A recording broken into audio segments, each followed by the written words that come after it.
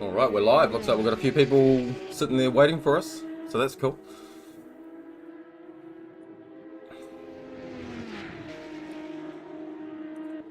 All right, everyone, if you're watching the broadcast, welcome to the second round of the AMS2 Community Cup. We're racing at Kyalami here, historic Kyalami, 1976, with the BMW M1 Procar. Bit of a naturally aspirated beast, straight six. I'm joined by Rob today. Rob, give us some words. You probably know a bit more about this series and these cars and this track and whatnot than I do, so.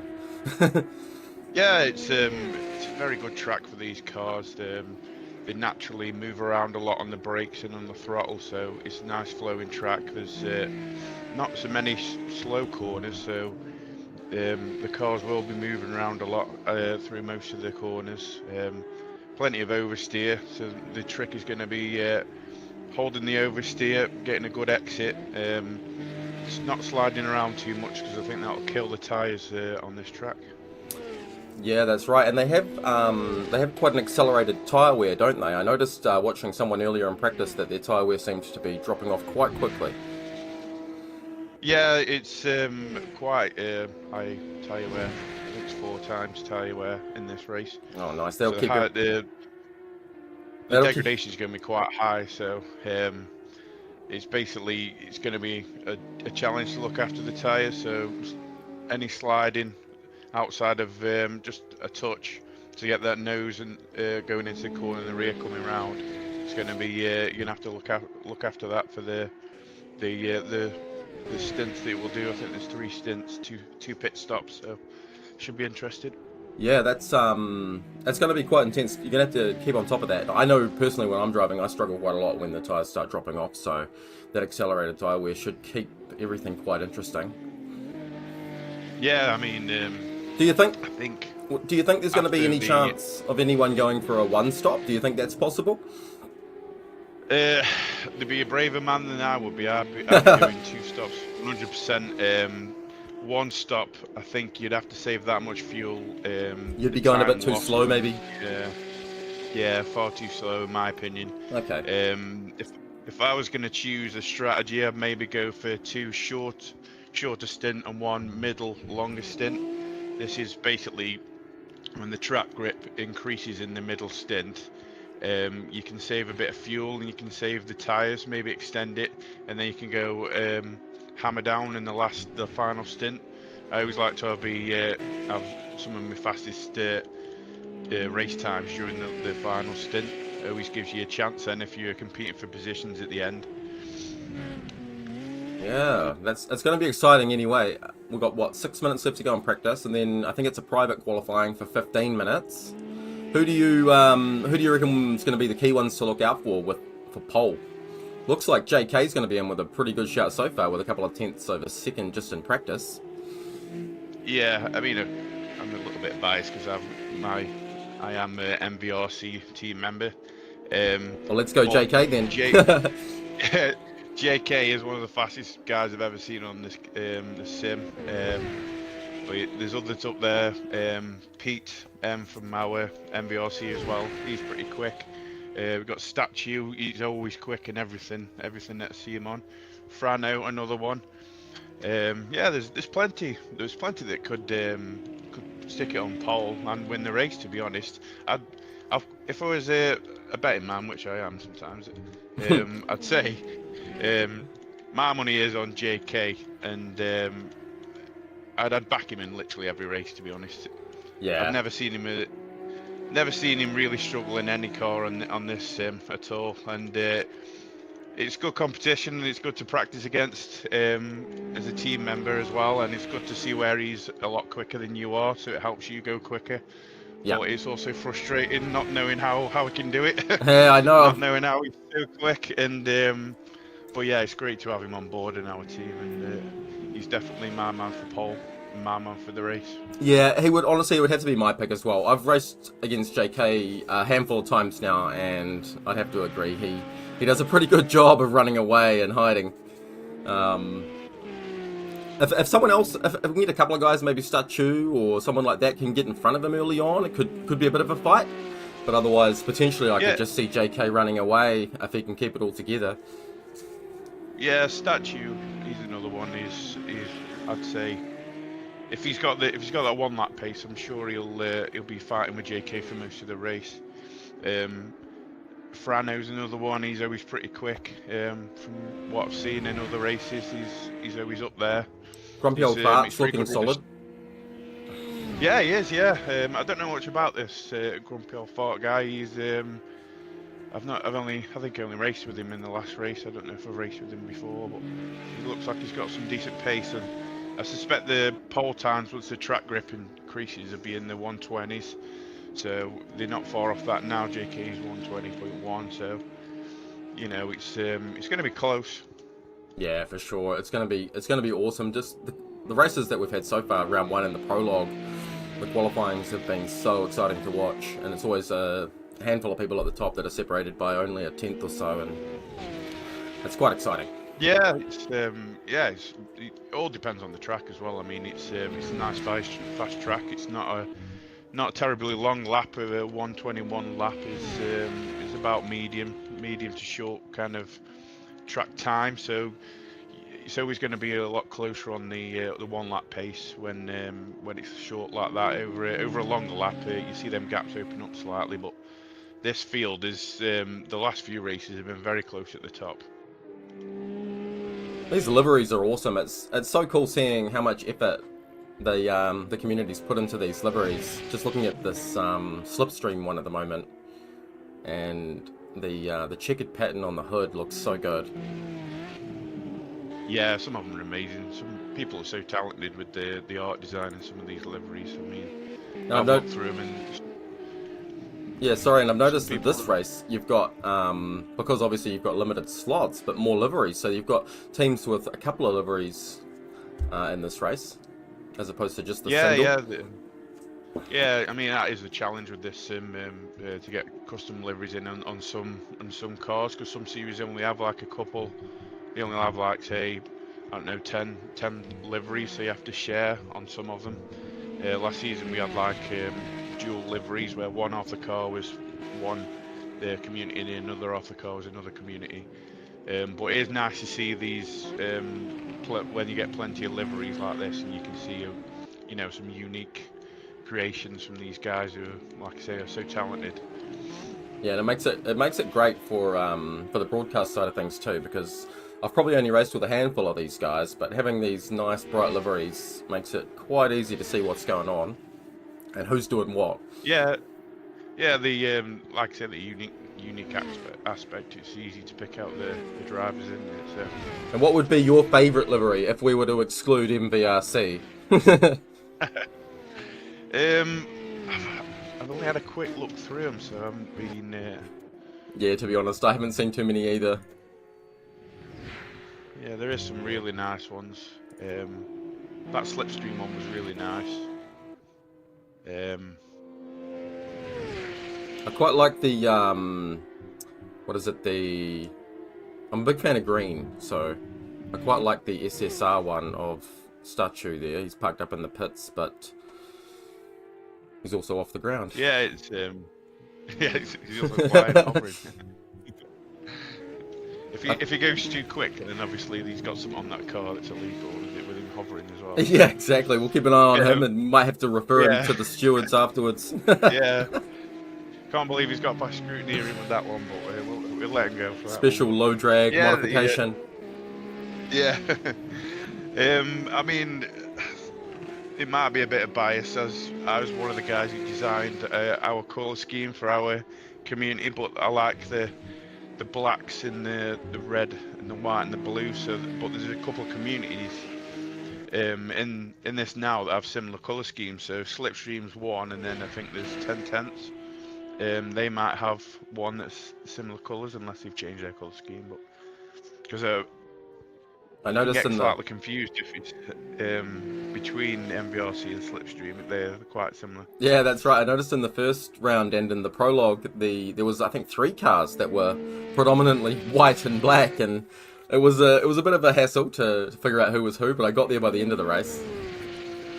Yeah. It's when I was looking through the liveries, and I think I clicked on Slipstream's one, and I was thinking, oh, that looks nice for our livery, and then I was thinking, oh, it's not our livery, that's their livery. Yeah. So yeah, it's, we'll have to coordinate that one next season, maybe, maybe change it up a bit. But ours is pretty nice. It's pretty unique.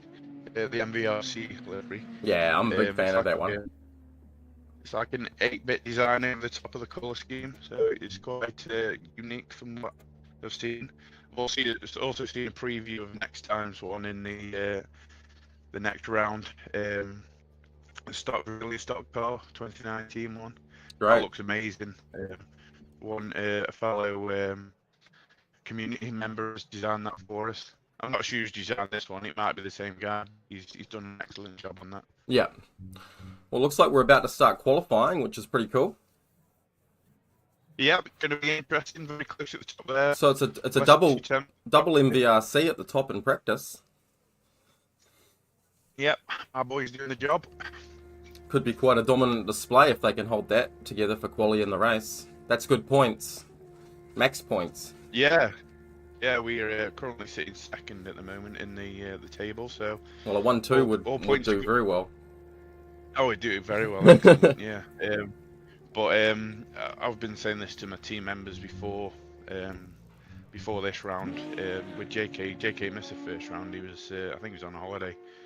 But we've got the strongest team that I've been a part of in the Community Cup this season. We were missing Dan, Welsh Motorsport.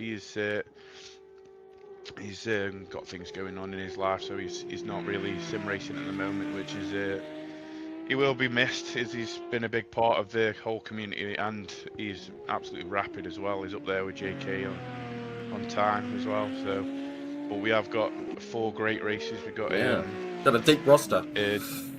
Yeah, well, we've got our fastest 4 guys out this week, I think. So, you know, oh, that's ideal. Maybe I'll get my spot back in the next few weeks, but I don't know. So they've got a private quali at the moment. We can see everyone on track on the map, but we're only going to see one at a time on the screen. Currently on board with Glenn of KCSR. Always got a nice bold livery with that big KCSR on the side. These guys are pretty quick too, for the most part. I think they are multiple Community Cup champions. I don't think anyone else has won it. Is that right? Well, I was only part of it for most of last season, right. And I think I caught the end of the season before. I didn't take part in that season. But I think last season was a very close finish, but KCSR still took it out. Yeah. And then prior to that, they were quite dominant. So it looks like it's only getting closer. This might be the year that KCR gets toppled. Possibly, and hopefully by MVRC. But that's very too biased of me, but yeah. No, you feel free to be biased. Yeah, it's there's good competition now. I don't think they've lost any pace whatsoever. I think everybody's just catching up with them, kind of getting a good team together, a solid list of drivers to compete in each race, and just basically keep them honest, basically, and not let them get away from it. Just riding on board with JK now. Let's see what he can do for his first lap. We don't have any times on the board yet, but we can't be far away. I think we're literally seconds away from the first times. Yeah. There the we time go. warm-up takes a couple of laps as well. So. They're all pouring in now. Yeah.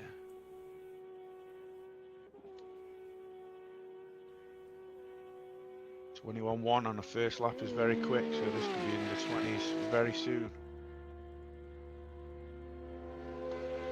Yeah, look at that. Right away from JK, the sub 21.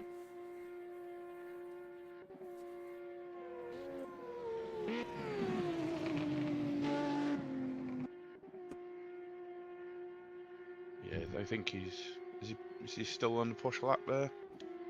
Possibly, but let's check out Glenn. I know, sorry, Grumpy Old Fud. I know he was pretty hot on those practice times as well. And I quite like the look of this bright yellow racing engineer's car. And I like the number plate on the back, brake check. Yeah, hopefully there won't be any of them in this race, but yeah, it's you like a bit of comedy in the liveries. Yeah. And they've got the flames on the hood. That adds pace.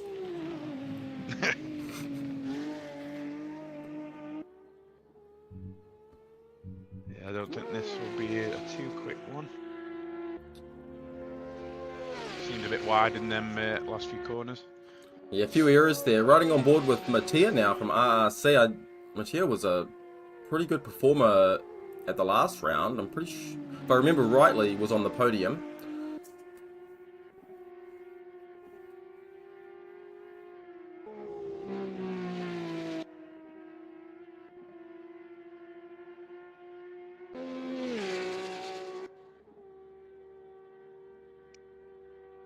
Yeah, tyres is going to be come into play in qualifying as well, because obviously you've only got 15 minutes. You've got possibly 2 laps to warm the tyres up, and then as soon as you start to push on them, they'll start to degrade pretty quickly. So as the fuel comes down, the tyre wear increases. So you're not necessarily going to go a lot quicker. So there might be some strategy in the qualifying as well. So yeah, so how many laps do you reckon the tyres would be good for when you're out in qualifying? Depends how you set the pressures and how much temperature you can get into the tyres as well. Yeah. Obviously, it depends on the track grip overall as well. But I'd say 2 to 3 laps on full push, and then you'll really start to fight against the tyres. You'll start to slide too much, and I think that the sliding is where you'll lose the lap time. You got grip, but it's just, you know, the extra rotation in the car will sort of slow the actual lap time. It'll be half a tenth in each corner, and then by the end of the lap, you're talking like a couple of tenths or down on each lap. So it might be worth possibly one push lap, one cool lap, and then one push lap, similar how they do in the F1 these days. Yeah, right. Just to manage that dig. Yeah, and obviously with tyre pressure, you don't want them going too high. You want to bite out the tyre. And you start ballooning them and lose it all. Yeah, if you start to balloon them, you start to move around too much, and there'll be too much, basically, too much angle as you're going through the corner, slip angle. So it's just time. If you go past a certain angle, you're just losing time.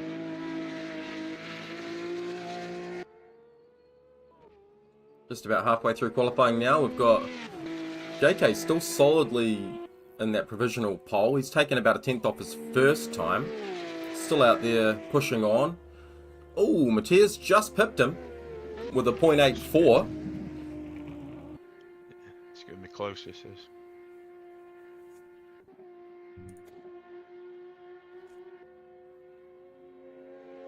Got a comment from Flip Flops in the YouTube chat saying MVRC to win both servers.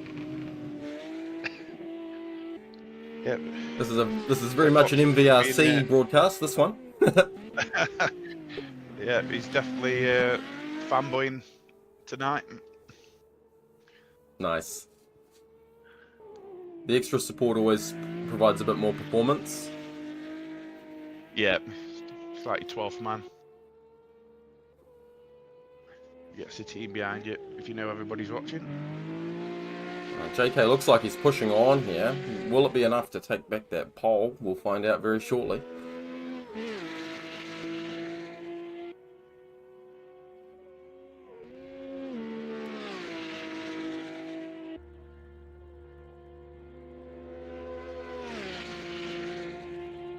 Answer is no.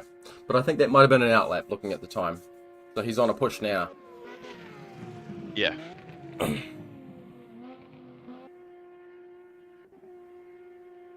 He's going for the later apex on that corner. It's deceiving corner. You feel like you're meeting the apex, and then the corner tightens up, and you can get on the power too early and run slightly too wide. Maybe have to get out of the throttle, and all this section down to it into this corner is all flat out. So you want to be on that throttle as soon as you can. But yeah.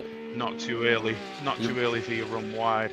It's all about those good exits on that turn one, and then especially that last turn as well. Yeah. it's worth on some bends going, you know, don't going full into the corner, just making sure you get that solid exit.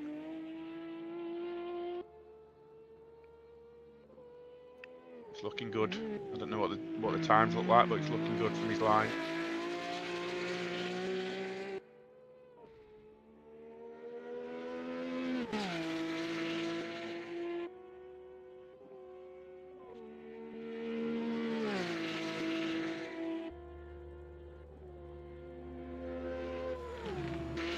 Oh, and he's done it.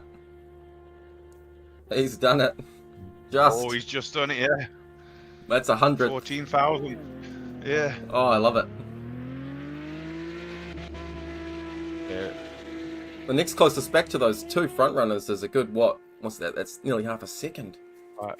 Yeah, 5 tenths. Wow.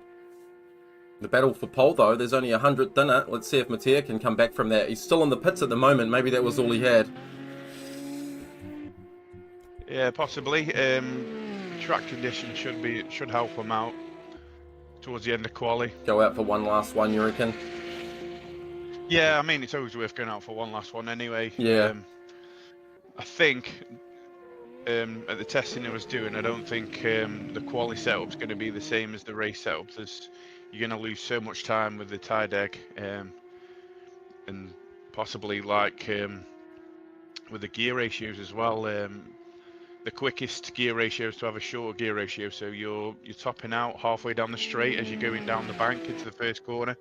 In the race, if you're in somebody's draft, saying that you're right behind someone, you're not going to have any gear left to overtake them into the first corner. So no, that's quite interesting. I'd be dropping the ratio down, and also it helps with wheel spin as well. So there's not so much snappy response on the throttle as you get onto the power. So you can control the wheel spin better. So that helps with tire deg as well. So and fuel as well. Obviously you're not revving as highly and stuff. So it's going to be a completely different setup for the race for all these guys. What I thought. That's quite interesting. It's a fair bit of work goes into the setups and making sure you've got the right performance for the race and the quali. Yeah, I'm sure. Well, I know my team's been practicing since the end of the last round. I mean, some won't be, of course, but I mean, it's those little things that you need to do if you want to be in the top positions. Oh yeah, the guys at the top will be, definitely. Yeah. I mean, to be honest, JK, just attesting to how fast he is, he was on holiday, so he missed, I think he missed like a good, I'd say a week of practice. And he comes straight back out and does this. Yeah, this is what I was referring to before. This is how good he is. I've been in plenty of races where he doesn't even know the track before we start, really, and then after a couple of laps he's catching you up and he's probably past you. So yeah, he's a very much a natural at racing and sim racing as well. So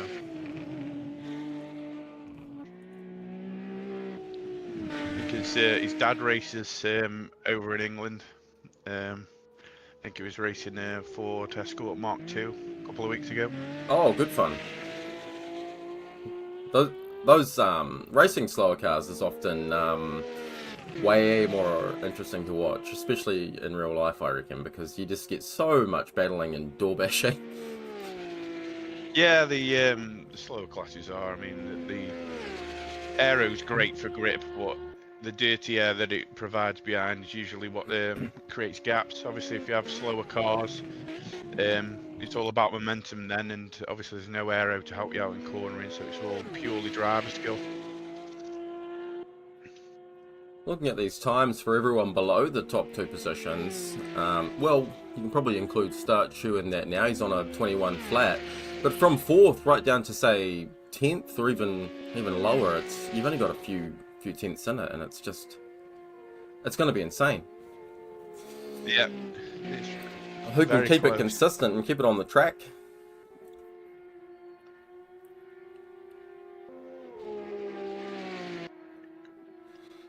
Pete from MVRC looks like he's got a little bit of work to do if he wants to improve on that 7th. He was sharing that 2nd place after practice, so he's definitely got more in him. Yeah, I mean, even in the time trial, the practice sessions we did with where we were comparing our fastest laps before we nailed down the race setups. He was one of the quickest, so he has definitely got plenty in the tank. Haven't had a look at these RPM liveries yet. Let's check out Jake. We've got Jake and Roy for RPM. I think they have slightly different colour schemes, but both featuring that navy blue. Yeah, it's a nice livery, that is.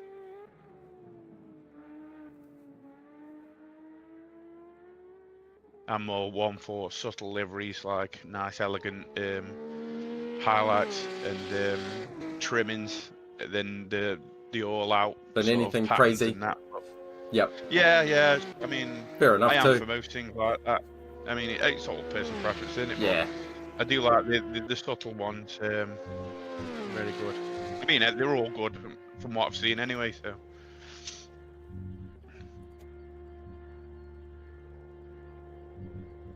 So we've got more than half the grid sitting in the box now. I think we're basically done. We're probably on last laps for everyone. Yeah, JK's gone faster again. Oh, it's my first time. I think this is my first time looking at this 10/10 livery here for Linus. I quite like that. It's not too bright, but it's got nice, that sort of maroony red looks quite nice. Yeah, and it's like it could be like period sort of specific. Like it looks like it's straight out the 70s and 80s, doesn't it? It does, yeah, it does. It fits with the car, definitely. As you were clicking through, then I did see a couple that were like that it matched the car and the time period. Oh, so JK managed to hold that spot, but he improved again from that 20.8. So he did extend his gap to Mattia, but the positions didn't change. I think it might be only a couple left on track now.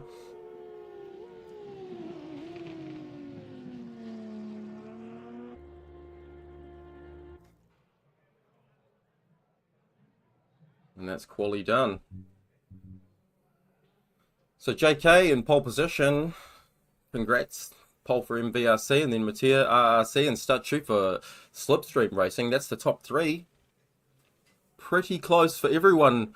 Well, you got Nessie on a 121.1, and then below that you've got a 121.3, and then all the way down to, where are we? I mean, it goes all the way down to 15th, and they're still on the 121s. So that mid pack is going to be quite fiercely fought. Yeah, they are all rapid times. They are, especially the 120 guys, and the 121 flat as well from Statues. You know, that's really quick. But yeah, like you say, it's all very close going all the way down. There'll be going to be some good battles up and down the field, I think. Yeah, so we'll just wait and see when they go live and just be ready for it. I have to do the old wait for the race start and then click the button to get back to the pits. Yeah. Got to have just as good a reaction as the racers.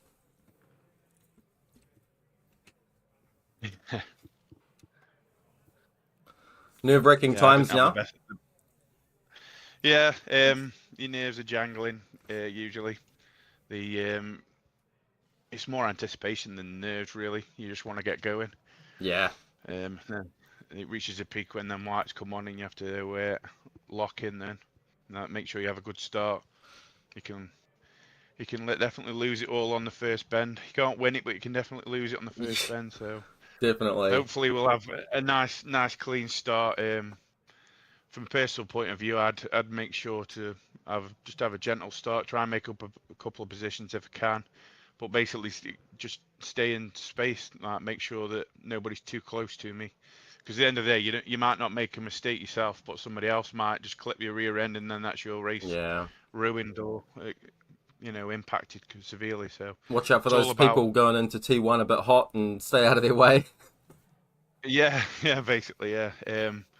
I like to try and stay on the inside of a corner, especially if it's a tight first corner, which like this one is, even though it's a long, tight first corner.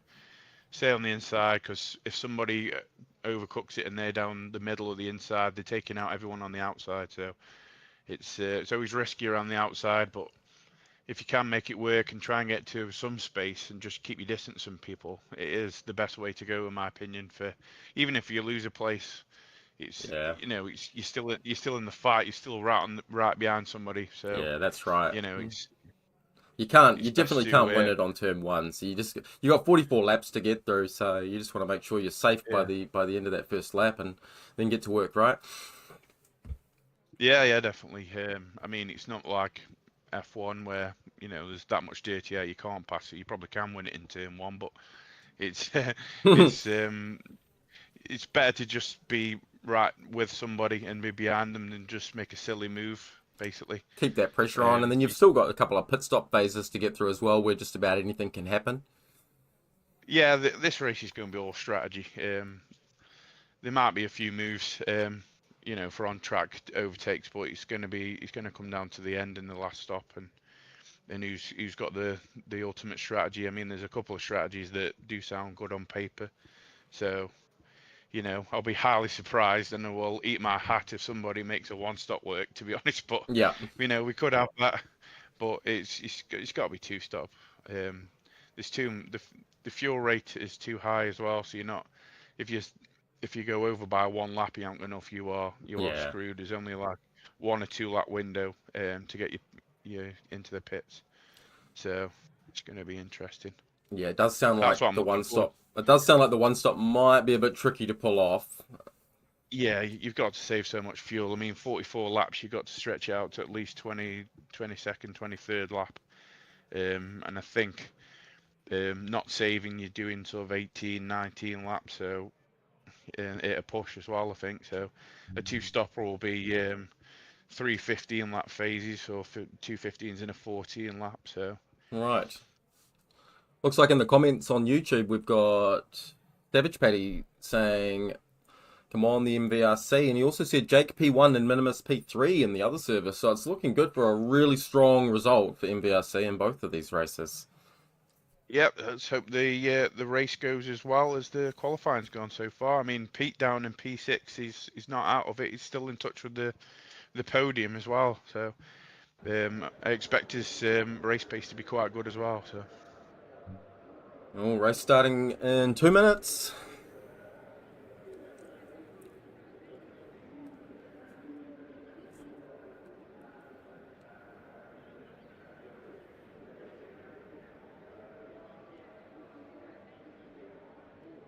Seven AM race start. That's quite scenic. yeah, yeah. So the first phase is going to be a bit slippy because the temperature's going to be right down. Track That's temperature 17 degrees C. So that's actually kind of correct for me because I'm in New Zealand, and for me right now it's 8 AM, so it's quite close. yep, it's going to be interesting. You've always got the sun coming up as well, sunrise and sunset. So hopefully that won't be blinding too many people into turn one. No, it's going to look good though. Stress out everyone's graphics cards a wee bit too. Yeah. Whoever designs these races, like the settings, definitely likes to test people's graphics cards. Yeah. Roy, when he picks theirs, he's usually at night time in rain, and it's usually testing. Put it that way. Yeah. Yeah, some of the races that I join where the settings are pretty hectic like this, I'll go in and set all my graphics settings to low beforehand so I don't have any problems. I'm running on an older Yeah. RTX 2070, so it's not that flash. Yeah. Luckily, AMS2 runs really well, so Yeah, it does. it's not the graphical intensity of like LMU or something like that, or ACC. So. Alright, countdown's on. Here we go.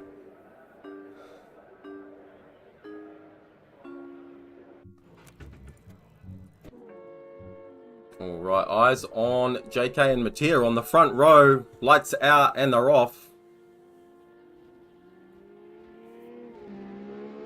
Start by JK. They are using the whole width of the track. That's beautiful to see. Headlights everywhere. Beautiful start by JK. He's going to come out of T1 with a reasonably comfortable lead.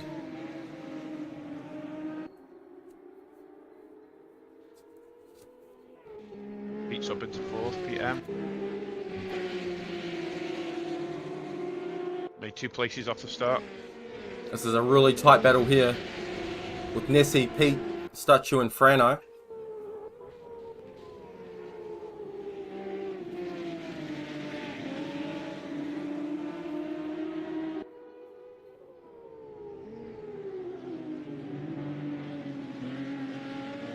Looks like a clean start from everybody. That's pretty good.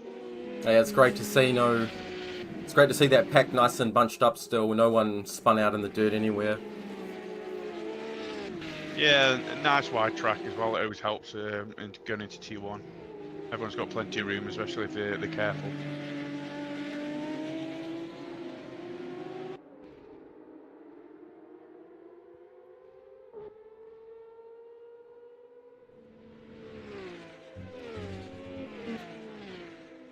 Looking down at the back there, we've got people fighting for positions. We've got Bruce Law, Chris Gizza. Oh, it's both KCSR cars bullying the slipstream. One of them's gone off the track.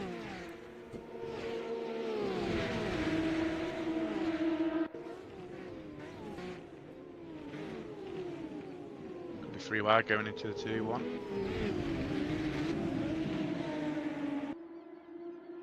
Oh, that's an RPM car, nearly off the track. This has been good work from Chris Gizza of Slipstream to stay ahead of that little bunch. Everyone was attacking him pretty hard there. Yeah, you have to stay on the racing line down in that corner. It's very slippy if you get off line down into T1.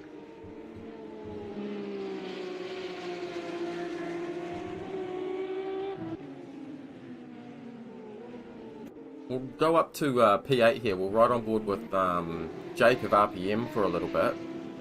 He's behind both of the SSR cars, the green of Dustin and Statue.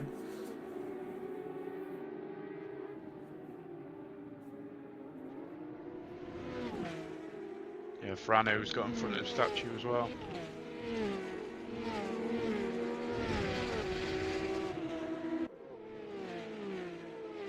Looks like all the real action at the moment is going on back in the midfield. We've now got Bruce and Roy, RPM and KCSR going side by side through the flat out curve.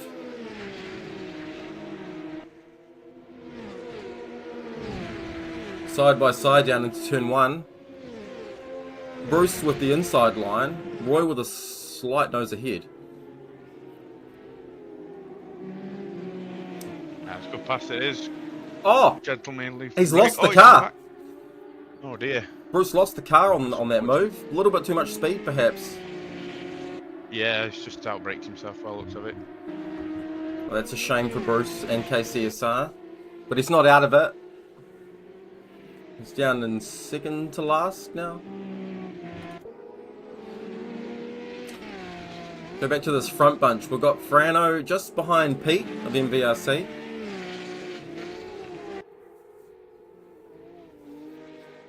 JK's checking out. Yeah, yes. He really has checked out. We've got Nessie in P2, so he's done well there to get ahead of Mattia. And yeah. And I'm sure JK's looking in his mirror thinking, yeah, just keep fighting. Yeah, that's what you want. If you're leading the race, you just want the guy behind not to put you under too much pressure. Possibly, if they start fighting, you just try and get away while they're fighting. It'd be interesting to see what strategy people are going for, whether they're going to go flat out in this first stint. I mean, it's possible to go flat out in all 3 stints. It just depends how much tires you got left at the end of the stint if you're going to be sliding around too much, because you will be losing a lot of time if you start to slide around when you've got your tires are wearing. Yeah, for sure. So we saw Mattia get back in front of Nessie there at the end of that third lap. Now, will he have the pace to close up to JK or not?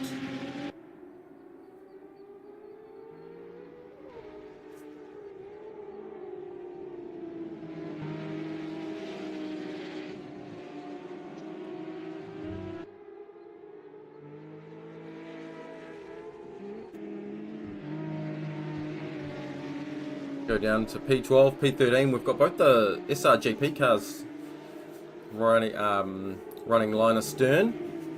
12th and 13th. Carapau and Alpha Signal.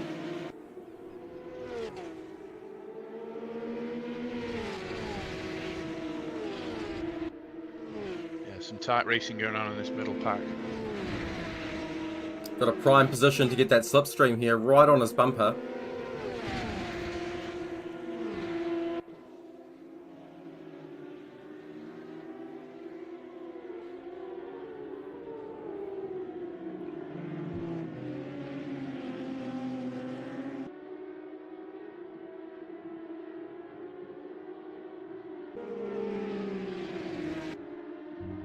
I like that livery, it's quite nice.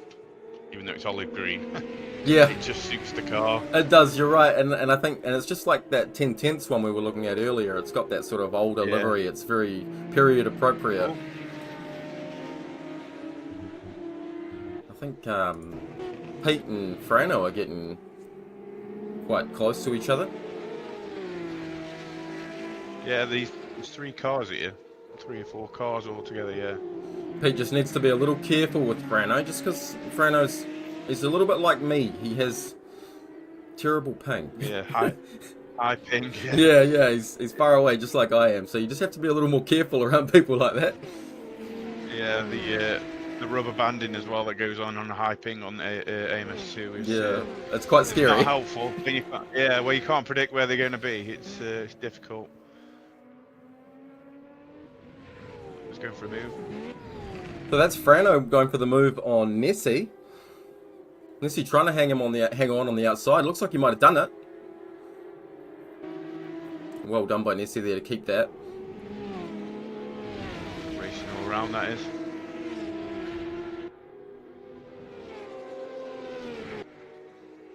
That was PE. I'll be waiting for an opportunity for both of them, where one of them makes a move, slows both of them up, and then I can get a run on them.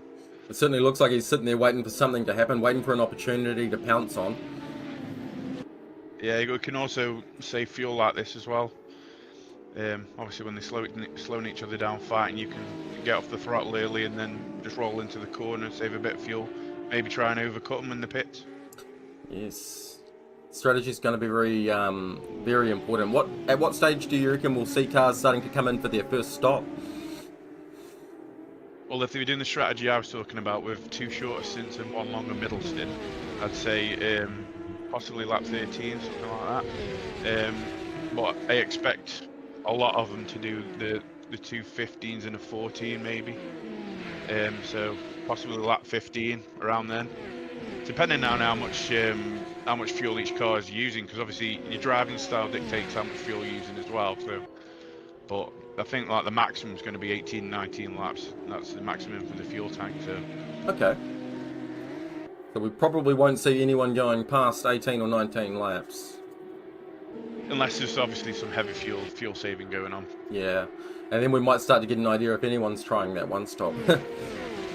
Yeah. If, that'll be 22 laps, but I'll be very, very surprised if anyone does it. Yeah, that's so much fuel saving. If it works. I'm not sure. I mean, if anyone was going to be doing that... Oh, is that a crash? A game crash? I think it might have been. Probably, yeah. Seems to have stopped dead. I don't know who that was. It looked like the AMSU livery of Frano, but... Yeah, it did, didn't it? But he's moving. Would just be netcode from you, I think. From me, yeah. Being so far away. The thing is, the netcode from me to everyone in Europe is usually around about 300, but to someone like Frano, it's often 500 to 600 because it goes to Europe and then to him. Yeah. So Frano's always going to look much worse on my screen. Yeah, it doesn't look great on my screen usually, so I can understand what you're saying.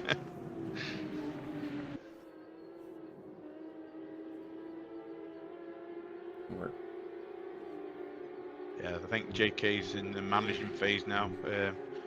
He's still got a healthy gap. It's just he's not pulling as much as he was. He's got a obviously monstrous gap.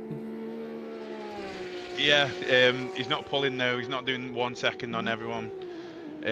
Obviously, Matthias he's pretty quick as well. So I don't expect him to be pulling a big gap on Mattia anyway, even if he's It reminds me a little bit. flat out. So. It reminds me a little bit of Oscar Piastri. Whenever he's in a race-winning position, he only ever does enough to win, nothing more. Yeah, yeah. I mean, you get a gap and you keep a good gap. You don't need to do anything more. No. You know, it gives you a bit of breathing room then in case something happens. So. Yeah, 5.7 second gap in the scheme of this race is massive. Yeah. How many laps in? Are we 9 laps? Yeah. Yeah, it's half second a lap possibly, like over the field. So it's breathing room, that is. So he can dictate his strategy now. So he can, you know, he's not second place isn't running him into like driving quicker than he wants to go, or no, he's using probably too much fuel, too much tires. So yeah, he's probably in a very comfortable position actually. Yeah, it's the same what Max Verstappen does. He gets that lead, gets into a rhythm, and then he can do what he wants from there. He can choose when he pits and that. So it's what great drivers do. They just have so much spare capacity. Oh yeah.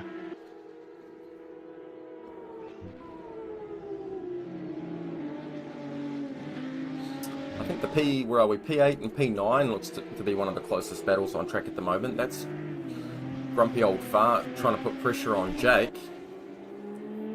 Yeah, he's dropped down a bit, grumpy old fart. I think both of these guys are falling away a little bit from P7 just due to the fact that Jake's being hounded. Yeah. This could be a good chance for grumpy old fart here, right on the back of him.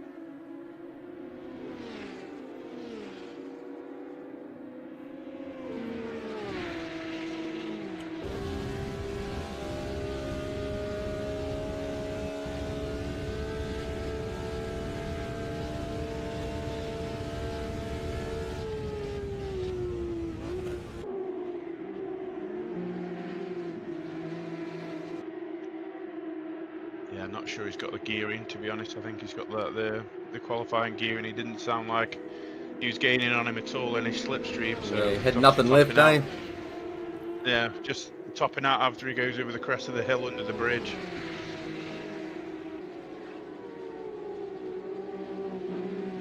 He's certainly putting a lot of pressure on.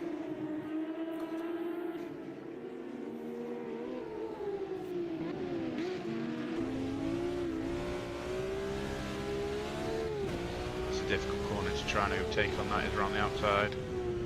It's slipping, it's off camber. A lot of these old circuits have like camber on the inside of the corners and maybe an off camber corner somewhere, so it's tricky sometimes.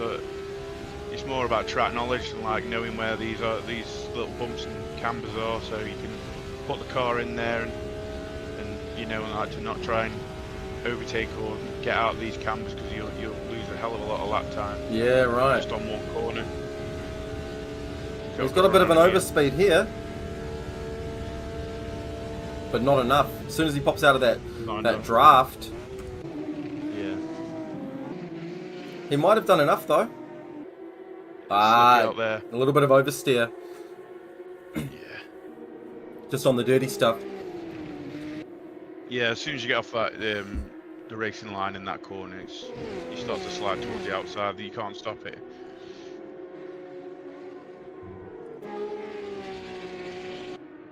These cars, that's a bit of damage on that car, wasn't Yeah, he's had a bit of a smack. Just a bit. He's still in good enough condition to be pressuring Roy. That car looks hilarious, poor bugger. I wonder if he's feeling any terrible damage or if most of that's superficial. I think he'll be feeling that, if I'm honest. Yeah, he's struggling to make corners here.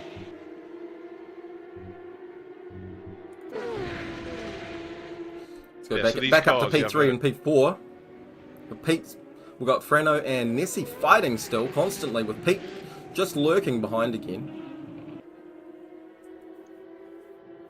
I'd expect Pete to try and either an undercut or an overcut on them. Just do the opposite of what they're doing, because he's sitting there nicely behind them. It's quite clearly Still got a in bit more touch with, pace. yeah, he's still in touch with Mattia as well, not too far away, a couple of seconds back. Yeah. So he's not panicking too much, just hoping, just trying to put some work in that pit stop phase, perhaps. Yeah. Yeah, you got to think about the long game in this with the fuel and the tyre wear. He may even go quite long, because he's probably, like you were saying earlier, he's probably able to save a fair bit of fuel behind them. Yeah, definitely.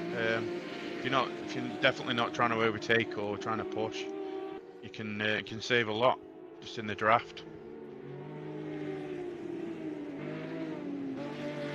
Especially two guys are fighting in front of you. You know, they start to fight and go slow through a corner, so you can just roll up behind them and get off the throttle pretty early and save a decent amount of fuel there. So Yeah. yeah, these cars have quite a low maximum camber on the rear, so they tend to slide out in faster corners and sometimes in slower corners, but faster corners, mainly like this one. So as soon as you get on where it's not so grippy, the rear will start to slide out underneath you. That makes sense. Bit of a handful. I'd say the car last week, the Ultimate, is more of a handful than this. There's quite a bit of weight in this car, but it is quite nice. It's not like too much. Like, it's not too much to deal with. It's just you have to balance it right to maximise the pace out of the car. So you can have a lot of fun with it, and you can go daft with the sliding on entry and sliding on exit, but it won't be fast, if that makes sense. It makes perfect sense. Yeah, where the Ultimate, you've got to be really careful, because that thing will just go round on you, as I found out about 6-7 times last week. Yeah, that Ultima's real tail hippie, eh? Real tail hippie. Yeah, it's a very lightweight car, and that race, got a lot of power for it. That race was quite tricky by the looks of it. You had that track and car combo, plus the rain. It looked like a nightmare. Yeah, it was a nightmare. I'm not gonna lie, it wasn't. Yeah, I did not enjoy it one bit at all. From start to finish, even practicing it, I did not enjoy it. But tried my best, but it was just my driving style just didn't suit it either. So you just have those. More of a. You have those sometimes. Yeah, you do. Yeah, it's all part of the competition, though. Different car combination and track choices. So, I mean, if that car was in a track where it was slower corners, like more slower corners and fast corners, I think I'd enjoy it more. We've got pit stops. Dustin, Badosh, Chris Geza, all in the box. And that's about bang on cue from what you were saying, 14 laps. We're going to probably start having a whole lot more coming in on the next lap. Yeah, 14, 15 laps, that's what I'd expect, yeah. And then if anybody's going slightly longer, it'll be towards 18, 19 laps. I might just keep an eye on this 3, 4 and 5 battle and see who of this bunch pits on this lap.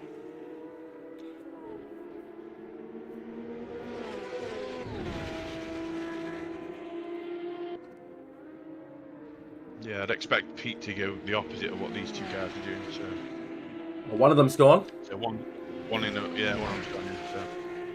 Yeah, so I think now we'll try and close the gap and go past Nessie. Oh no, this is not. He's got two. For Pete, we're going to go for Nessie. Yeah. Looks like he's got a couple of NRT cars there. One of them's going to be Blues, though, I'd say. Yeah. Yeah, look at it. It was his teammate that come out in front of him. Yeah. If a random back marker comes out in front of him, it's good. You know, it's not what you want to see when you're fighting for position. No. More people in the box. Everybody's in. Everyone's rolling in now. A few bent wings out there.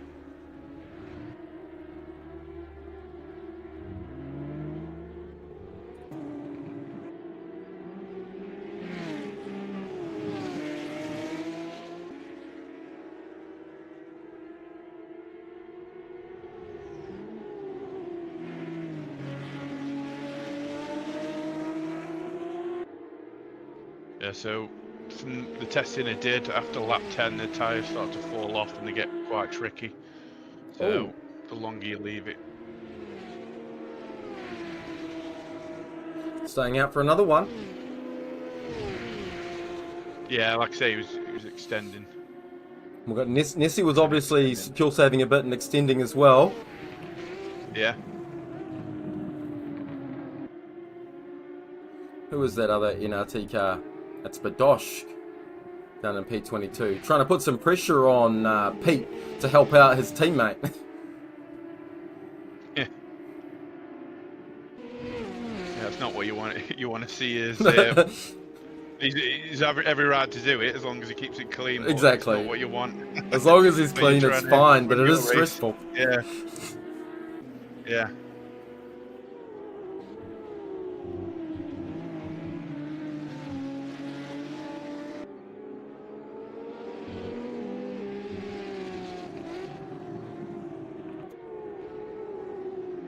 JK now behind Mattia. Now, I don't know if JK had a problem.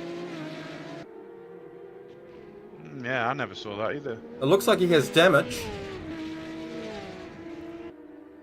Could have run wide. There's a bit of front end damage on JK's car, so he might have had a bit of a mishap. But he's only lost one spot, thankfully. And he's not far behind, so he's got time to make that back up.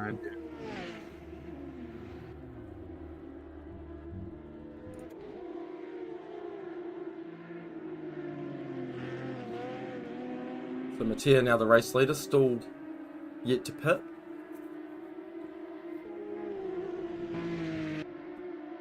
Yeah, it's not long happened. It must have been sort of near the final corner as you jumped onto him. So it's only just happened. So, but he's extended as well. So he's done his so he can go faster basically in these last two. Yeah. His last two stints. And he's definitely got the pace, so it should be an interesting race between them two now. I don't know if Mattia stopped. I don't think Mattia has stopped yet. No, he's 20 seconds in front in his. Yeah.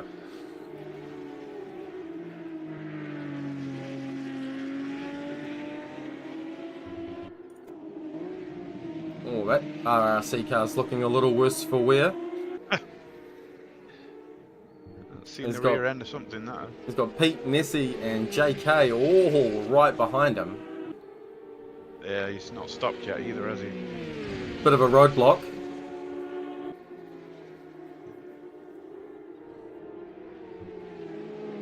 Well, Pete's got through.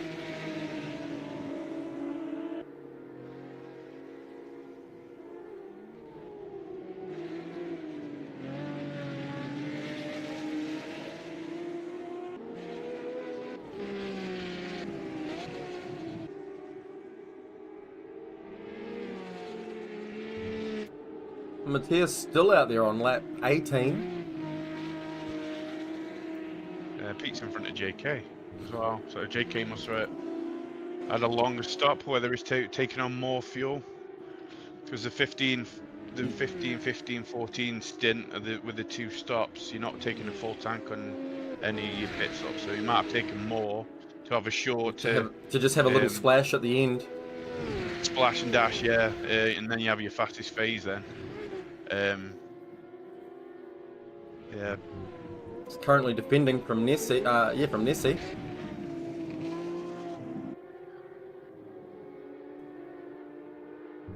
So JK now having a few more struggles than he did early on, that's for sure. I'm wondering if he has a bit of lingering damage. Or if he's now just trying to get resettled. Possibly. He's trying to get past Pete, and he has done. I don't think Pete's probably going to make that too difficult. No, I wouldn't. I'd just try and let him go. He's on a different strategy as well, so... Yeah.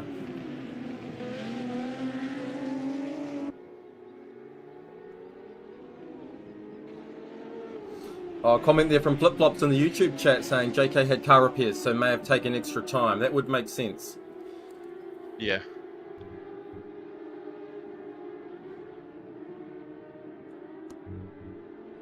What else have we got? What's going on in the rest of the field? We've got Alpha Signal just behind Blue Fair. That's down in 15 and 16.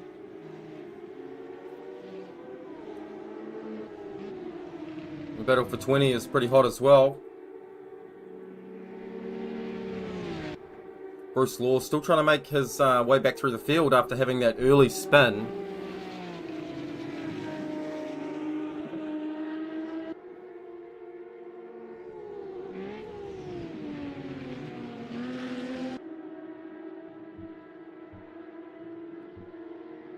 I want to ride back on board with this fight for P3. Well, really it's a fight for P4 at the moment, as Statue is able to extend that gap a little bit. Yeah, JK seems to be coming back at him. He's cleared Pete, and Nessie's got past Pete as well. Seems to be extending that gap, so possibly catching the guys in front. We know he's got the pace, so... Yeah, that's right. He definitely had the pace to extend his lead earlier, so he should be able to reel them back in.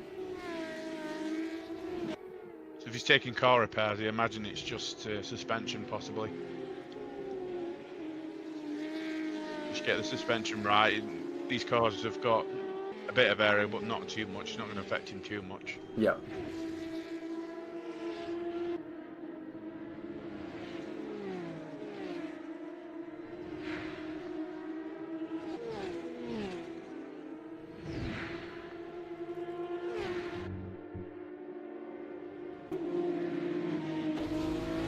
Right on board with Lag Slug in the maroon and black 10/10 livery. He's in P14, following Pavel and Linus.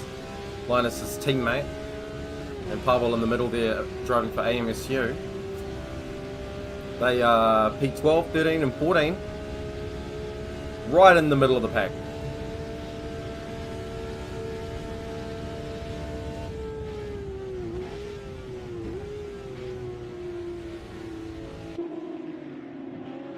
Don't you just hate that floating car bug? It looks so horrible.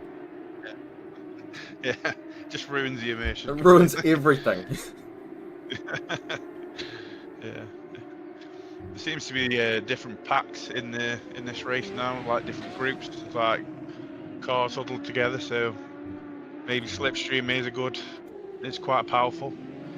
And all the cars are all huddled together. It usually is like that. If you have a look at this at the moment, the cars in P2 and 3. That's tight. 2, 3, 4. Yeah. And they've got a lapped car just ahead of them.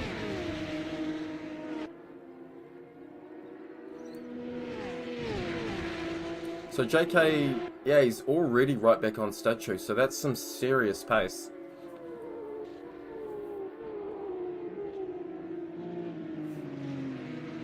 You might find it tough to get past Statue. Oh, Matea's gone wide. oh, he's good. JK's gotten through both of them with that. Yeah. Well done. Work. But that's what I was saying about that corner. If you just get off even 2 tyres off that racing line, you slide straight out to the outside.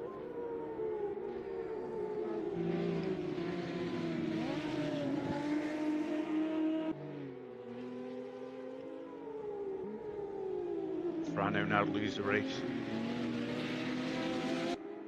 Wow, yeah, well done, Frano. He's now got a 5-second lead. Maybe he stopped. Maybe he took a slightly shorter fuel load. He could have done, yeah.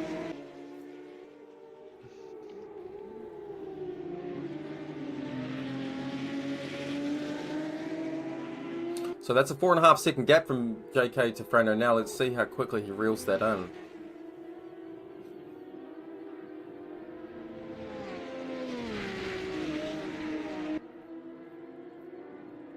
JK trying to break the turn.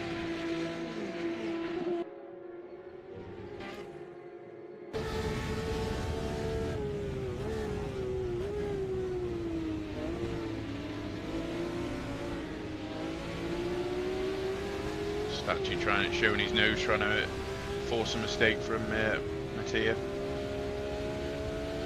Sometimes you can catch people out if they're watching you and you watching in the mirrors, watching what you're doing. Maybe miss the braking slightly, or expect you to dive up the inside, so they take a wider line, leave the inside open, slows you down on the exit. So always good catch to them up that way. Yeah. just with a feint, basically. Always good to try to fill up their mirrors with your car. Get them looking at something else. Yeah, keep them guessing, but also if you're being predictable, you can use it to your advantage as well by throwing a feint, like I say. I think Hamilton's famous for doing that, looking like he's going to send one on the inside, but brake slightly earlier on the normal braking point, and then the driver in front goes a bit wider, goes a bit deeper, and then you've got him on the exit. Then not so you get the overtake done on the exit and on the straight instead of the corner. Always nice and sneaky. It always looks good when they pull it off. It makes the driver being passed look and probably feel a little silly. Yeah, I mean, it's good racing though. At the end of the day, you've got to react to what somebody's doing, because if you didn't, they could wait you out and set you up a different way. So it's always a game of chess, basically. It is. Especially like with the fastest guys. They all know the tricks, which one works, and that. So that's a second out of the lead to Frano already. Now down to 3.5. And he's pulling Matera and Statue with him by the looks of it. So far, at least. Yeah, he's got a slight gap, but he's not like breaking away from him.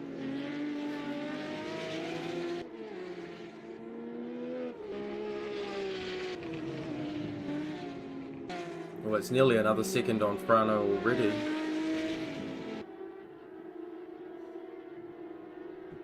His car's floating. That's probably the performance loss. He's got grip issues.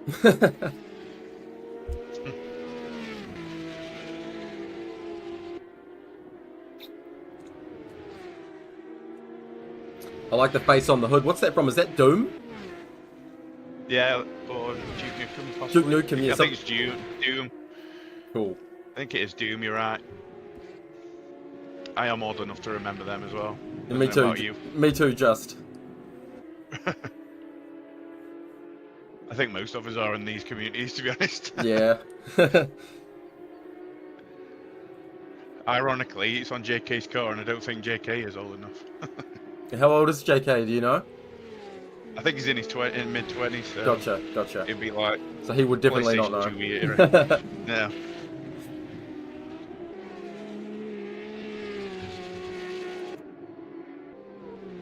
Battle for P7 and P8 still going.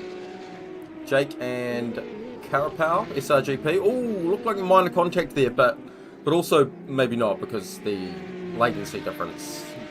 There can often appear as contact, but there isn't any. Yeah, I mean, you usually tell with the damage on the cars. I mean, yeah. If it was a hit, if it was contact, it was only minor anyway. So. Yeah.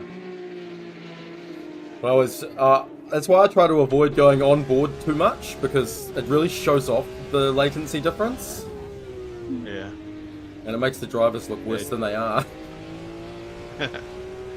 JK is right on Frano's tail now. Ah, isn't he? We'll go back to that, thank you. He could be getting past him on this lap.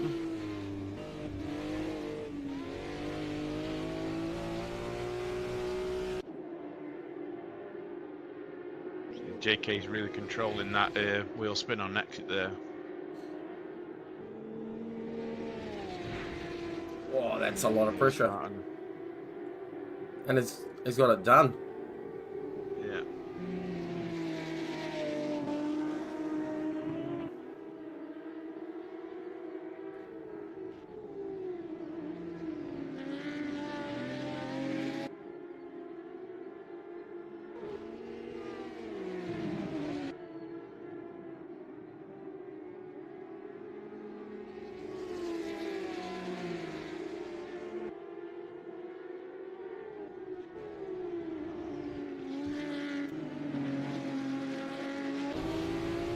Jump on board with Matera and see if he can use the straight to get past Frano.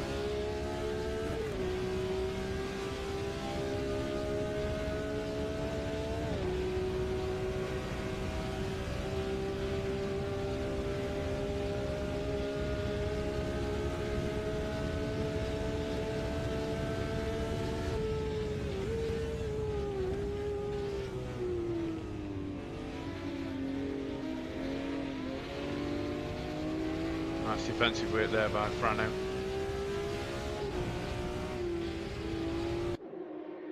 I don't know if it's intentional, but he's putting the car in the right place to slow Mattia's advance.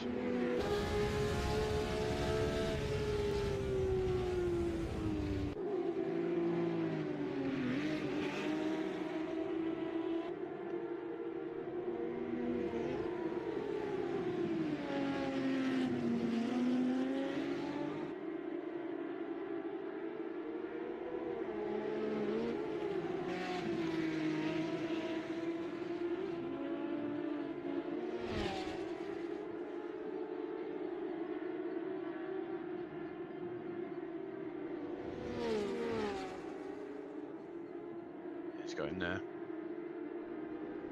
Oh, that was a nice Two move. line. Yeah, there's two lines in that corner. You can either go to the inside and then drift out wide, or you can make it stick, because it's a bit of a camber as well, on the bank corner, so you can carry a bit more speed. But it seems like he forced him out a bit too wide, and then he couldn't get the power down. Yeah, very nice move from Mattia to take P2 back. Now, Frano's going to be looking in his mirrors for the screen car. Statue not quite managing the same pace as JK and Mattia at the moment. Yeah, a couple of them are dropping off now. Nessie and Pete both dropped off. Pete's dropped off a fair bit from Nessie. Yeah, interesting to see Pete come out worse off in that pit stop phase from Frano and Nessie. And Nessie's got about 5 seconds to him now. Yeah. He may be managing. We're probably going to start seeing some more pit stops in the next few laps, right? Was that some other side of the road? That looked like some damage, parts on the road. Who was that? Bruce Law maybe? No, it's Blue Fair. Yeah. And P20, he's trying to find a way back on the track, but the cars keep coming. He's now got a spot to rejoin. Oh, it's a shame, but he's back underway. He's going to have to pit for that damage, I'm sure. Yeah. Oh, it's hard to watch. Yeah, he's not going very far in that car in that state. So.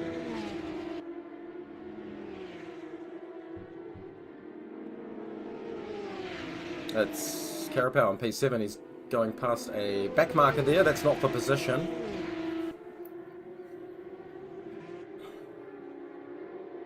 I'm going to say that's my favourite livery. This SRGP one? Yeah, other than the VRT one, obviously, but... I was thinking the same thing. I quite like that sort of goldy olive. Yeah. Yeah.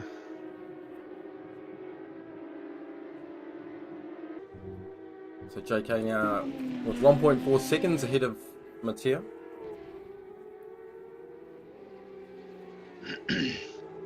So we're about 10 laps after the late stoppers, so they're going to be fighting the tyres at the moment. Unless somebody's been extra careful with theirs. That's when they start to drop off after 10 laps. Right.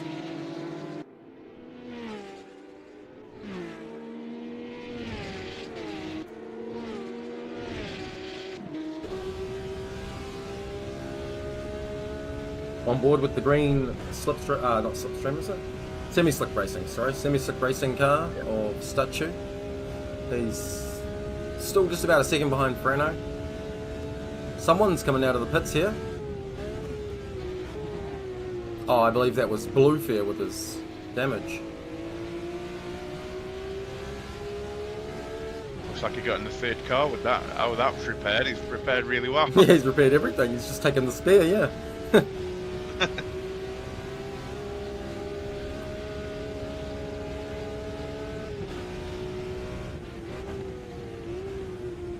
Oh, that was nice of that Club 50 car to get out of the way.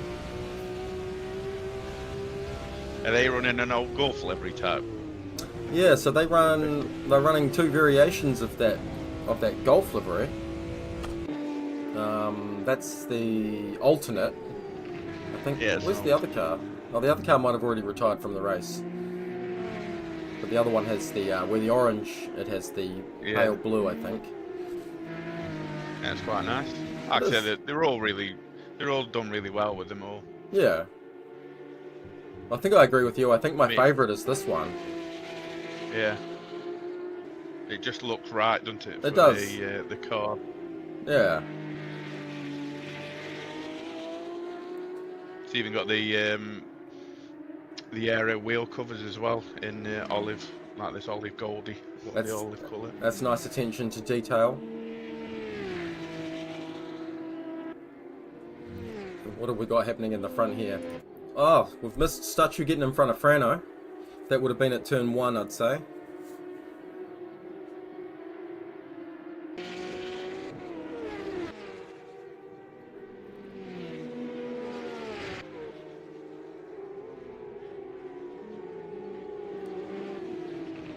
Yeah, so JK's just holding position. It's not pulling away from Mattia. Two fastest guys, obviously, on the track at the moment, but he's not pulling the gaps it was pulling before. So whether he is managing or it's to do with that minor aero damage. That's what I was thinking just before. I was thinking perhaps he doesn't quite have the same pace with some minor damage lingering. With it being at the front, it could be affecting his turn in, so the rotation of the car. And what he doesn't want to do is trying to rotate the car and slide the tyres, because that'll just destroy his grip then. Yeah. And overheat the tyres. So He's doing a decent job. A bit of pace. Doing a decent job managing the lead still. Yeah. Oh, we've got more people pitting now. A couple coming out. Pavel and Badosh. Yeah. Lap 31, right on schedule.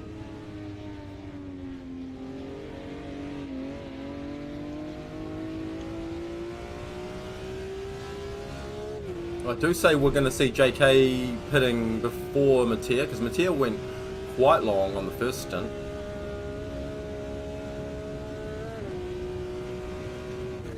Yeah, they're both going to go for the splash at the end, I think, and have the fastest phase. So could be a straight battle for the win then. Straight fight to the end.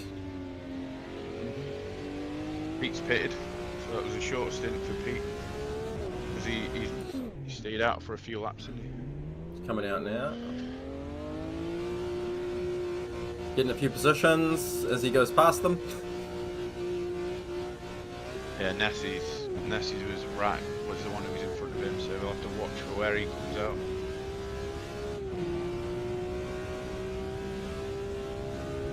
So obviously it's all about getting that gap as well. You don't want to come out in traffic where people are obviously extending from the back, end up getting held up and getting in the way. End up getting held up by someone on old tyres. Yeah. JK statue in front of him in the pit. Ah, yes. So Mattia gonna extend. It'll be interesting to see by how many, because that'll give him a pretty short stop, I'd say, won't it? Yeah. Yeah. So this is an important phase for Mattia.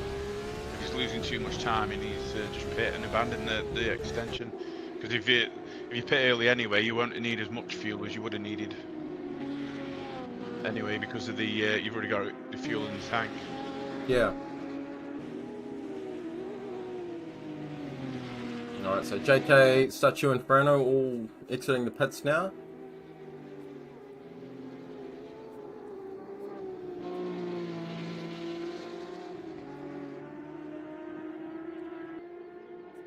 And Frano's come out behind Roy, so obviously Roy's extended. He was in 11th last time I saw Roy, so, and Pete's behind him as well. So.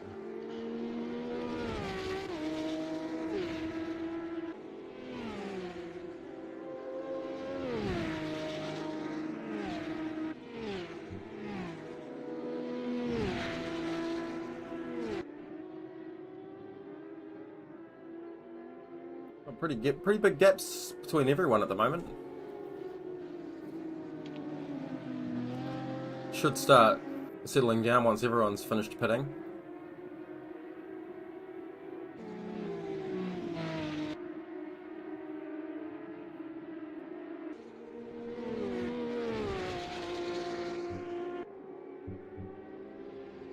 Grumpy Old Fart and Jake both coming into the pits now from P3 and P4. That'll see JK filter back up a bit. Yeah, Mattia and Nessie obviously extending. It's interesting to see how far they can extend and whether it is worth it with the offset of the time that you'll lose. I think Mattia ended up going to about 18 or 19 on the first stint, so could be another couple Yeah. in this. It's definitely viable. It's just how well you can manage the tyres, really. Yeah, if Like you're I not, say, they start to drop off and slide about after 10 laps, so you don't want to be you're losing only too getting much damage. time, otherwise you're just screwed. Yeah. It's just whether it's worth extending. Obviously, you'll have a shorter pit stop and a shorter time to go, and you'll have fresher tyres by a few laps. I mean, that could be the winning strategy with the tyres, because fresher tyres, I mean, heavy tyre degradation, the overlap, the offset, tyre offset as they call it, might be worth, just that extra bit of time you need to beat. Well, his main rival's JK into this race, so Yeah. just JK beat him. So it will be interesting to see where Mattia does end up once he has the pitted.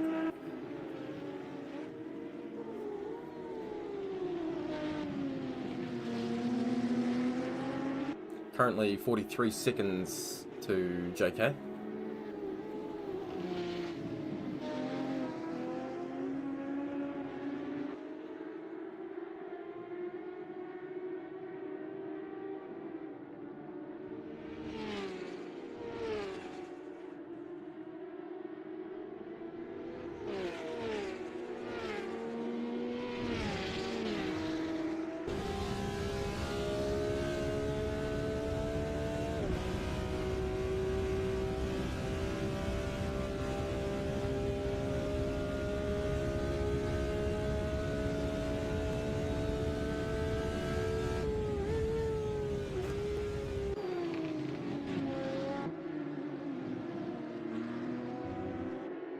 JK took another second out of him there. Second and a bit, so he is closing him down pretty quick now. I'd say Mattia's tyres are probably hurting. Yeah, definitely. That's definitely going to be the factor. But the hurt now may be worth it in the end with the actual life you have in it. So. And a slightly shorter stop as well. It'll be interesting to see how it goes for him. Yeah, it's going to be an interesting one. Put it that way. He should be stopping roughly now in the next lap or two. Be interesting. We'll keep an eye on him and see if he pops in on this lap.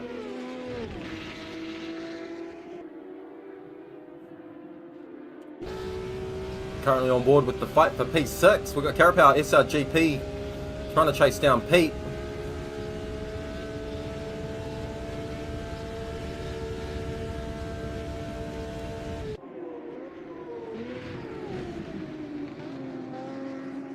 Pete doing just enough to hold him off that time. Yeah, just run out of steam there. The end of the straight. Mattia's still going on for another one.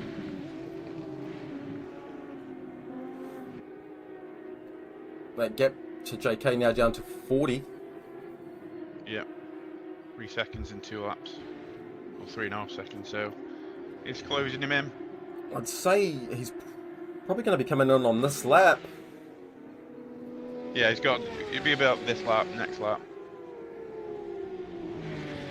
Window isn't very big for it, so just by how much fuel you actually use per lap, so it's just under 6 litres per lap. That is quite a lot, isn't it? Is it on multiplied fuel usage? Yeah, times 3. Right. Basically gives you a bigger range of strategy like this, 2-stopper and that. So yeah, they are quite like big it. fuel tank. 106 litre fuel tanks, 116 litre fuel tanks, so they are quite big.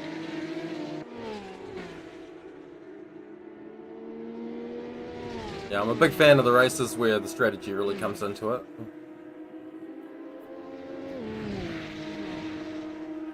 Oh, another one. Nice going again. And we're down to 39 seconds. So JK's really pulling him in quickly now. Yeah, Yeah, JK's got to make up as much time as he can and get in front on that pit stop and make Mattia have to overtake him if he wants to win. On board with JK on his fresher tyres.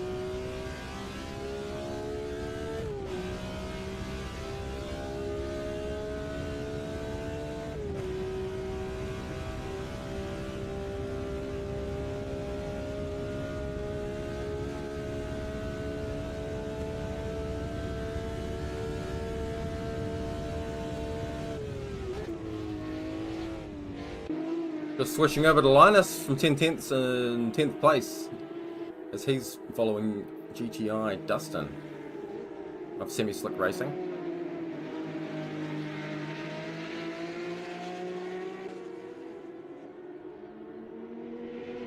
The battle for P9.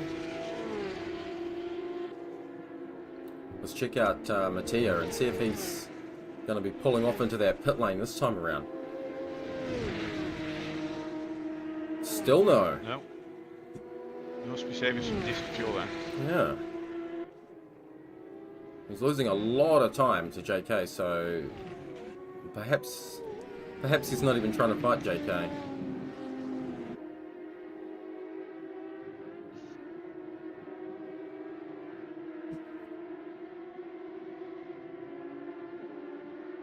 Because I think that car behind him, yeah, that car behind him who is just hanging in with him for the last few laps is down in 20th. So he's certainly not running at a very quick pace right now. Needs those fresh tyres.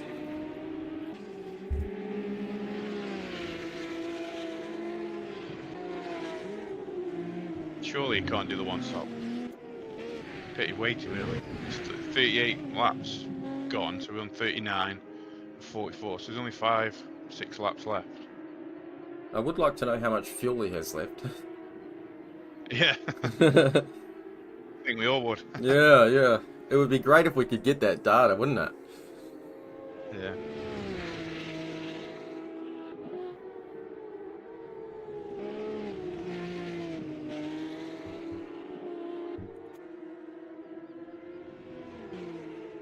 Now he's in. There he's in. Splash. It should be a fairly quick stop. Alright, let's go on board with JK and see where he ends up as he passes this pit lane.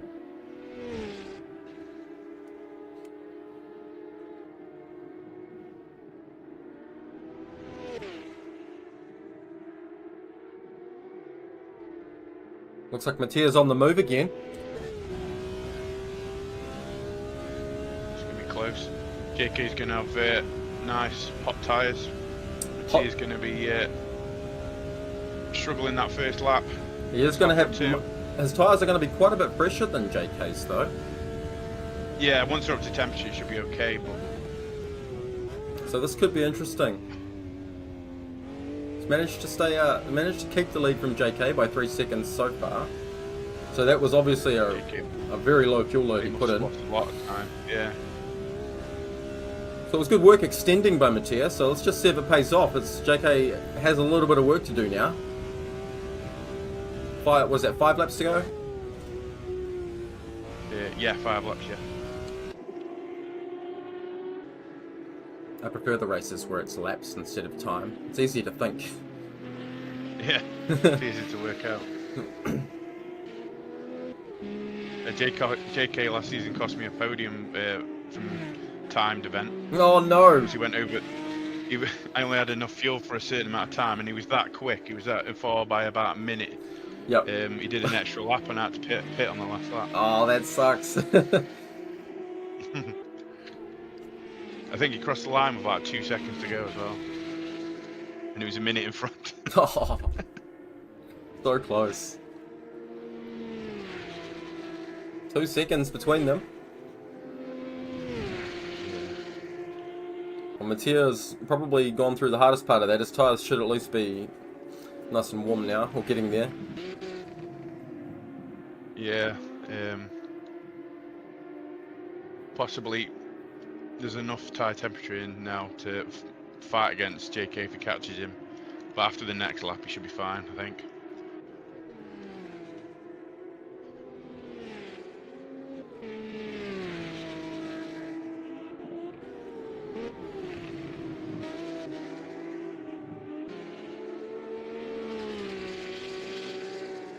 think if you go back to P4 and P5, we still have Nessie and Frano fighting over that P4. They've been doing that all race.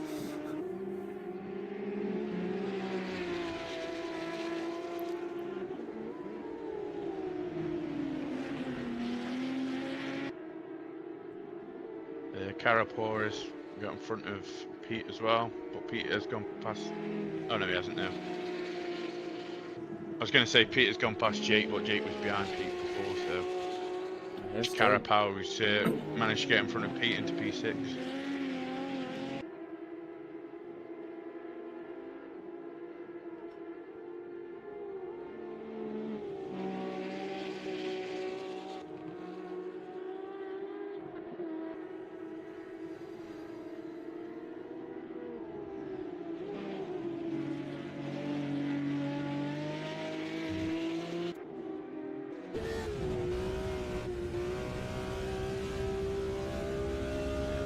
The gap's staying consistent now, so Mattia looks to have pulled it off. Good strategy. He's got traffic. He's got a little bit of traffic ahead of him. Could cost him a bit of time. Yeah, if he's unlucky. He's at one car, possibly. He'll be unlucky if that costs him a lot of time. There's a few more in the distance, so it could catch up on them in the next few laps, I suppose.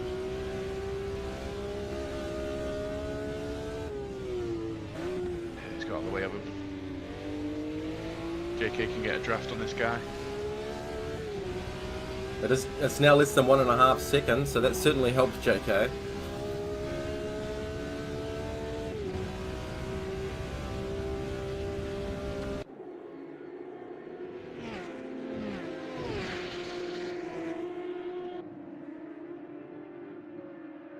Backed off for him.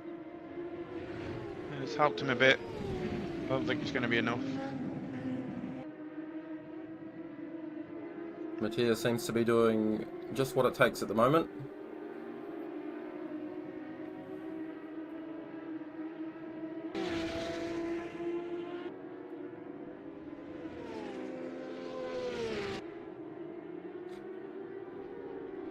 It's impressive from JK to be still in this fight for the win, considering the earlier mishap that he had. Yeah, that little incident's cost him a lot, I think, because not only did he lose the time from the incident, he's obviously had to repair the damage as well. So yeah, very costly. So it's a decent recovery, all things considered. Yeah, it is. He won't be happy with that. No. I know full well he'll be apologising like anything when if it does turn out he finishes second, it has cost him the win. But still a great effort and he's still good points. So yeah, that's racing, eh? Yeah, that's what it happens. It happens to the best of them. So everyone's human. They are. Even the aliens are human. Yeah.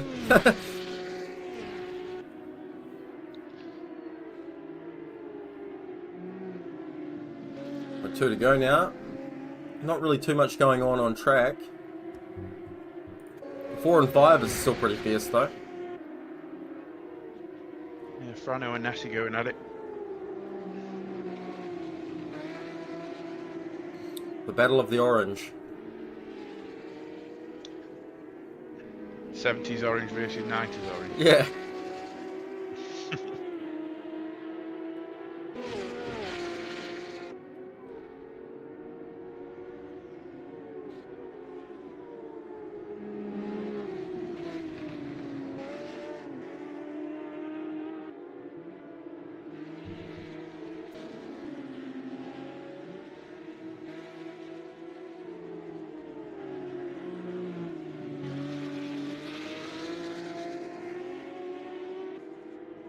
Thing is as well, when you've got decent laps into the stint, when you're trying to push, it's just so bad on the tyres to try and push.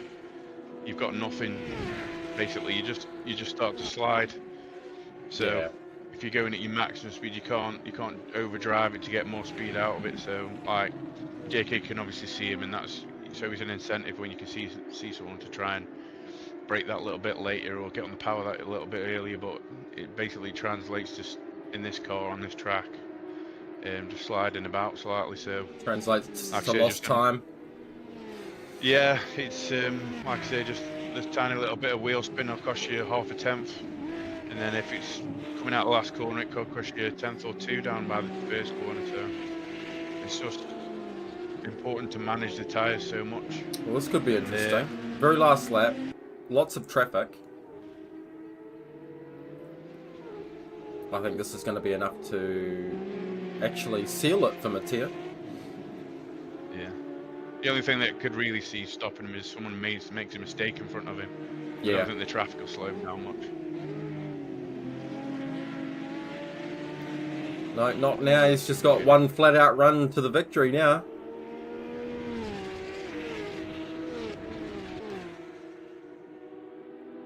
Flashing the lights, celebrating. Well done.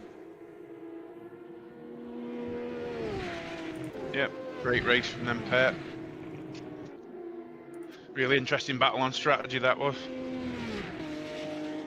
Start 2 P3. Nessie P4. Decent gap to Frano in the end. Oh no, it was Frano that got him. Wait, is that right? Oh, That changed after he went over the line. So yeah, so I don't know, yeah. It might have been carrying a penalty. Does it show? It doesn't. Penalty on that? I don't think it shows here, so that could have been the case, yeah. Yeah, it could have been a speeding in the pit lane infringement, something like that.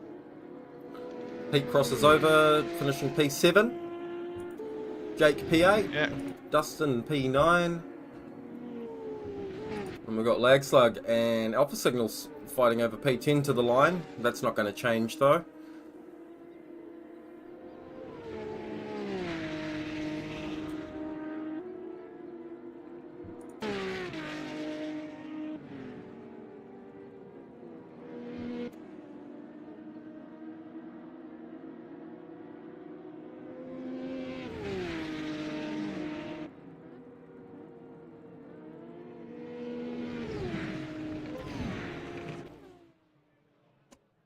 Wow. Race done. That was pretty cool. Yep, great race that was, really. Well, it was great racing. I think strategy was interesting. People extending and people going short, and then it all come together at the end. And yeah, he did have that 10-second penalty there. I can just about see it. And seeing that strategy from Mattia worked quite well, where he just went really long on both of those first two stints, and then that last one was just a super short splash. Yeah. I think we're probably going to see some people, probably the top 3, jumping into the broadcast channel for like post-race interviews. So I was wondering if you wanted to lead those. I'll let you lead. I'll ask a question as well. If you want. Yeah, sounds good. All right, we've got Statue in. I'll get him to speak. Hello. G'day, Statue. So, well done on the P3, man. So that looked like a pretty tough race out there. You want to give us your thoughts on how that went? Maybe the strategy you decided, and how that P3 was achieved. Yeah, it definitely was difficult. Probably, like, looking at the combos this season, this was my second worst. So to come away with P3, I'm quite happy with that, honestly. I wasn't expecting to finish this close to JK and Mattia, but yeah, I think the strategy was key. I don't know what everyone was doing, but some people had such long pit stops. I'm assuming they didn't put in full fuel at the start to get less weight, therefore more pace. But the problem of that is that your pit stops are longer, and then I think I just had shorter pit stops than the people around me, and I got ahead of them. I had a horrible start, so I lost everything I managed to gain in quali by having a little bit more pace than the guys behind. I think I was down to like P6 or 7 for the first stint. Probably was helped by the fact that I actually had full fuel. I don't know about other people. And yeah, and then just shorter stops, didn't make any major mistakes, and I think that was enough, I guess. Happy with the podium. Yeah, well, nice work, man. Podium's certainly a good result. It's a huge field, and everyone was so fast. We've got Mattia in here now as well. That was quite a very well-worked win, Mattia, especially with that strategy of going super long with that splash at the end. Tell us how that went for you. Yeah, it was very hard race today, and I was very happy with the first place. At the beginning, I struggled a little bit with the wears, cold tire. But when the temp starts to rise, I feel quite better. I had a few battles with Stahu and JK. It was very funny, very gentleman drive, and so I'm happy with this. Yeah, that's awesome, man. Well done. It was you certainly had to work for that one. And we've got JK in here now with the P2. So well done, JK. You looked like a sure thing for that win. Can you tell us perhaps, obviously, how your whole race went, but what might have happened near the end of that first stunt where you seemed to have picked up some damage? Yeah, it was a bit. Can you hear me, by the way? We can hear you very well. Yeah. Amazing. Well, firstly, thanks for your commentary and everything. I'm looking forward to watching it back and everybody organising. You know, I know a lot of effort goes into these things, so thanks to the organisers to start. But yeah, my race was a little bit hectic, so I was trying to change some fuel settings on my pit strategy, and I was trying to close the damn menu thing. But I just outbroke myself into turn one, lost the rear, and then I kind of nosedived into the wall. I had, I think, 18 suspension and 6 or 7 front damage. Bit of a shame because I put a lot of work in the first stint to build a gap. But honestly, Mattia's a class act. He drove an unbelievable race. Great strategy. I think I remember him from back in the Project Cars days, so he's been around a while, and you know, congrats to him. Thank you, man. Well, Yeah, from Project Cars, you remember well. Yeah, that's it. well, it was awesome to watch because after that little mishap that you had, it certainly became interesting, and there certainly wasn't any predicting who was going to take it until those last sort of 5 or 6 laps, really. Yeah, I had to fight like hell. Had to really sort of make some decisive moves to get back into the P2 position to try and use the pace. I had great pace. I mean, thanks to the guys at MVRC for the setup because it worked really well. I changed it just before the race and it was unbelievable. Really fast, but yeah, just not quite enough. Lost the tires at the end, and Mattia's strategy was fantastic. So well done to him again. Yeah, he nailed it. JK, I was just wondering how tough was it when you could see him come out the pit lane and obviously you had him in your sights, and how tough was it on the tyres to try and push, but not push too much because obviously the tyre deg was pretty high. Just wondering how you found it trying to close him down because it did look like you were closing for a while, and then you sort of stalled out your pace did. Yeah, I just threw caution to the wind, to be honest, and just pushed as hard as I possibly could. I didn't even care about the tires. I was like, I just need to try and get ahead because I knew if I could get ahead, I might be able to hold the position because it's quite difficult to overtake round here. But I was never really within sort of 2 seconds. And I think Mattia must have put fresh tires on at the end, little splash and dash. It was a great strategy. Yeah. Yeah, it was. We were quite surprised with how well Mattia made it work, and even more so the gap that they had when he come out the pits. We thought it was going to be close. Yeah. I think it was about 3 or 4 seconds the gap was when Mattia came out the pits. Yeah, well, Mattia was So obviously, losing time hand over fist on those older tyres in that second stint, and I thought for sure JK might have taken it, but obviously just extending so much at such a short fuel up in that last one was the nailed on strategy. So well done, Mattia and JK and Starchu. It was a awesome podium. Thank you. yeah, it's Thanks a great very race much, on the strategy. The whole race. It was just interesting to see what people's approaches were, and like obviously the difference in strategies at the end. You could see it on the road what the differences were. So it's really good to watch. We've got a few other people in here. Jake, Roy, and Grumpy Old Fat. You guys want to give us some of your thoughts on the race? It certainly looked like there was fighting going on most of the time. I want to say a really massive, good battle. well played to Grumpy. That was incredible throughout most of the race. Me and him were going at it. Yeah, it was awesome, hey?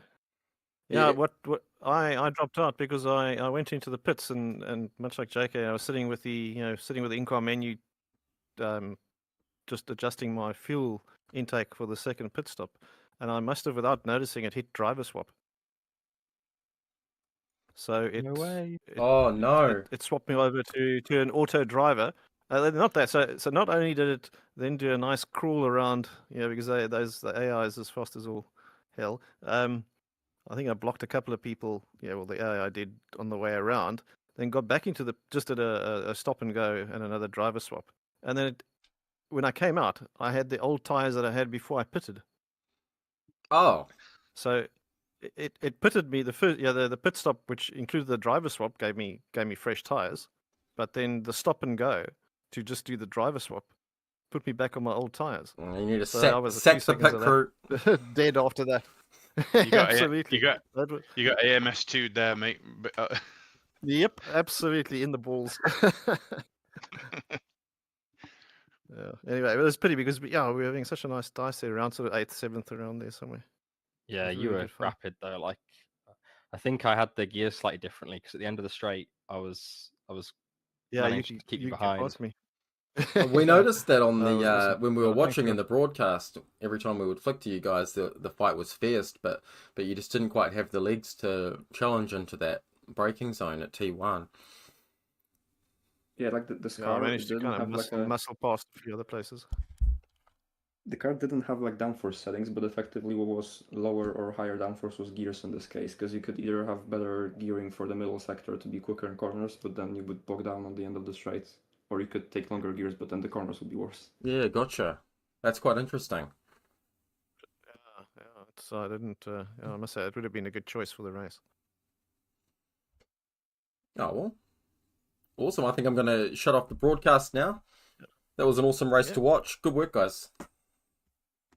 Yeah, thanks everybody. And thanks for watching on the broadcast, if you have been. Catch you later. See you in 2 weeks' time then.